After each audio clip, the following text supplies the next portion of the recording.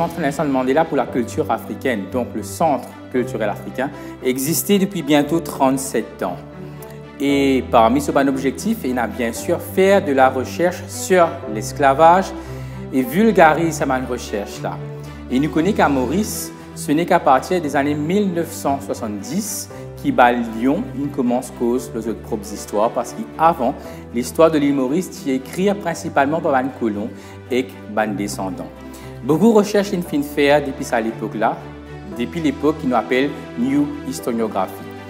Cette recherche-là, il donne lieu à pas mal d'ouvrages, de référence qui amènent beaucoup la lumière de sa période sombre de l'histoire. Depuis quelque temps, en ligne avec le projet La Route des esclaves de l'UNESCO et la décennie du peuple d'ascendance africaine des Nations Unies, nous travaillons lorsqu'il nous appelle une nouvelle iconographie de l'esclavage.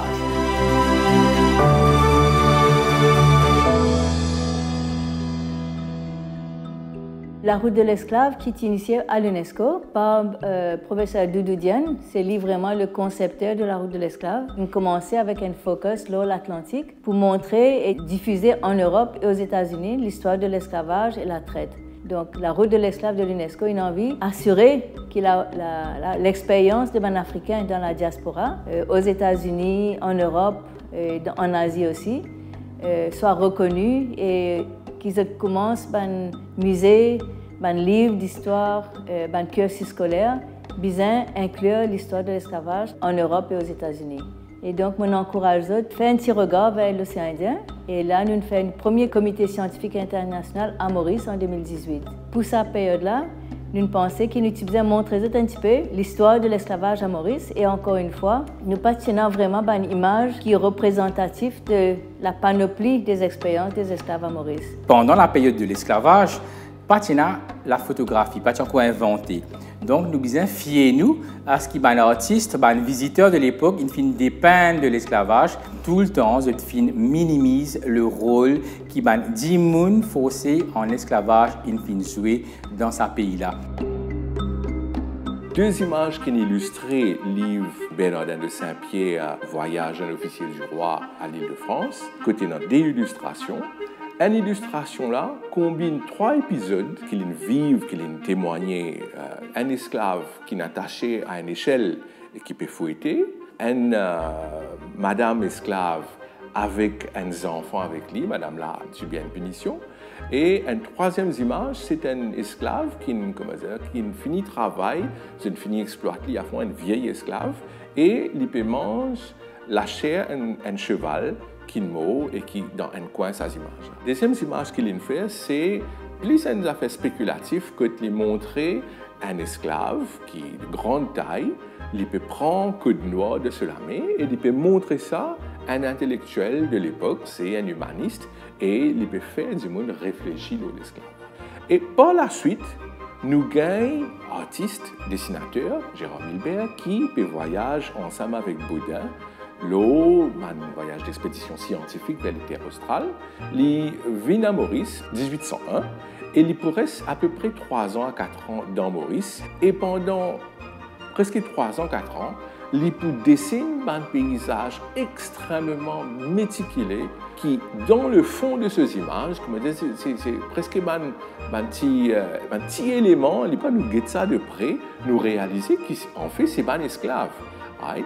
Et il est un peu surprenant dans le sens qu'il nous pas trouve la chaîne, nous pas trouve punition, des images stéréotypes qui nous associent avec l'esclavage, nous pas trouve ça du tout là-dedans. En montrant un esclave qui est relativement libre, je indolent, je peux vivre dans la nature, je fais ce travail sans aucune contrainte. Quelque part, nous besoin force-nous, essayer de comprendre entre ces différents types de représentations-là, comment nous sommes capables d'éliminer les stéréotypes et aller vers quelque chose qui vraiment est beaucoup plus proche de la réalité, la complexité de l'esclavage à Maurice.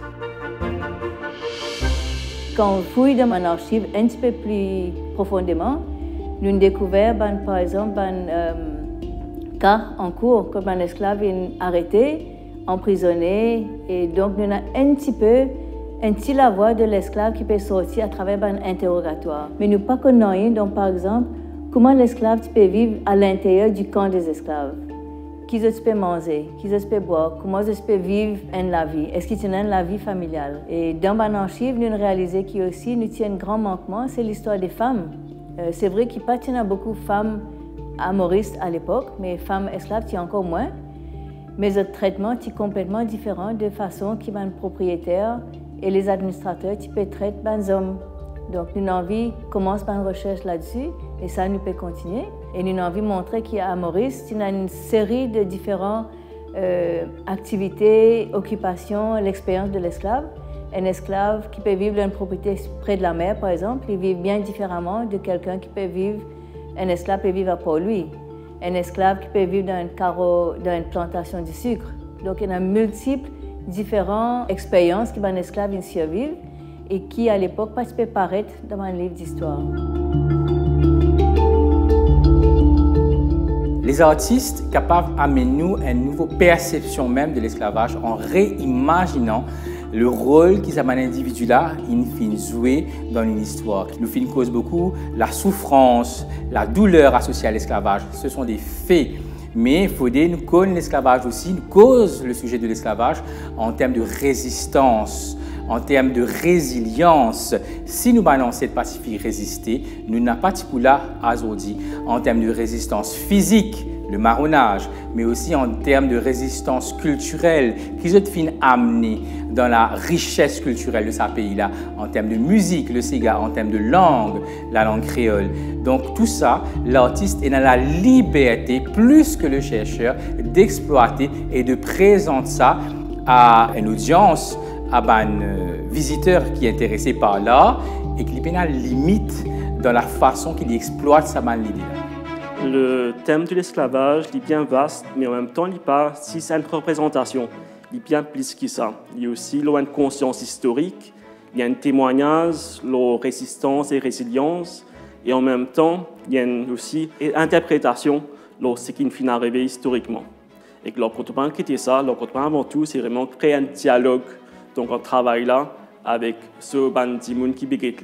Donc, un exemple, c'est un travail contemporain là, c'est un travail de Kara Walker, qui est une artiste contemporaine, donc qui représente une silhouette noire pour mettre en place donc, le dynamisme et aussi mettre en lumière l'atrocité de l'esclavage et de son héritage. Et nous avons aussi un 12 Year Slave de Steve McQueen avec le personnage principal de Salomon, qui retrace donc toute cette histoire donc, de l'esclavage là. Dans ces trois travails-là, mon artiste là, il se représente à la fois d'une façon contemporaine, donc il s'est sorti d'une simple représentation, interprétation pour entendre un message profond. À la fois, ce qui est gravé en nous, donc nous trouvons le branded skin, mais aussi ce qui est amené après, l'héritage de l'esclavage là, et prend conscience historiquement de ce qui est passé dans le passé avec ce qui peut arriver après. L'artiste là vient vraiment comme un médium pour comprendre un message véhiculé par l'esclavage.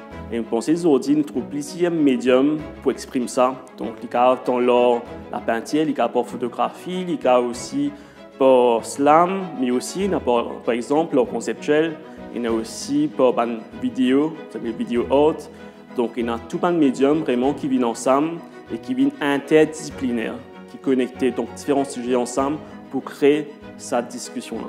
Donc, nous encourageons les artistes aujourd'hui à sortir des sentiers battus et vraiment d'amener une contribution dans ce qui nous appelle la nouvelle iconographie, les images liées à l'esclavage. Si les parties existaient ou bien s'il est très minime, à nous créer ensemble, à nous créer un nouveau visuel auquel les Mauriciens ou les étrangers sont capables d'identifier eux quand c'est cause de l'esclavage.